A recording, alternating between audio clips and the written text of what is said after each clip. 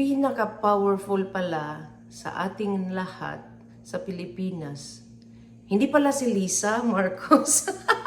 Sorry Ma'am Lisa ha, tanggal ka na sa pwesto kasi hindi pala ikaw ang pinaka-powerful, ma'am.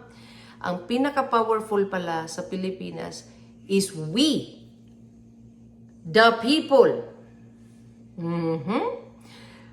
Una daw is God. Nasa constitution daw natin talaga yan. So lahat ng mga uniform personnel, yan, memorize nila yan, always sila babalik sa idea. Ano ang idea nila? Ang idea nila is always go back to the constitution. Anong constitution?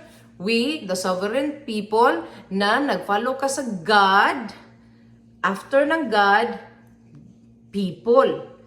And then after sa people, yan na yung mga politicians na binoboto ng tao.